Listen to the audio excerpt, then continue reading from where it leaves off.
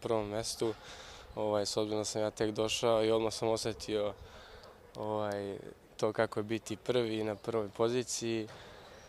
Jako mi je drago i cijela ekipa je zadovoljna i srećna i atmosfera je odlična. A što se tiče jučerašnje utakmice, bilo je stvarno teško. Javor je jako tvrda ekipa sa dobrom odbranom. Na njihovom terenu su zaista nezgodni.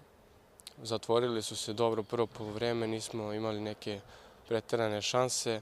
Međutim, primili smo i gol u drugom poluvremenu, to smo se malo probudili i na kraju smo slavili sa 2:1 na svu sreću. Idemo dalje, spremamo se za Suboticu i to je to. Pa jeste, Spartak isto dobra ekipa koja je startovala loše ove sezone. Međutim, krenuli su polako da se bude i da pobeđuju. Također nam neće biti lako protiv njih, pogotovo što su počeli da pobeđuju.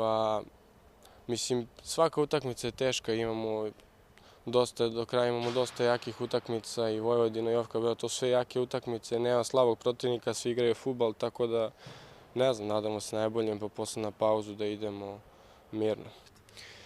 Pa jesam, prezadovoljan sam stvarno, pogotovo čim sam došao dobio sam šansu, počeo sam da igram.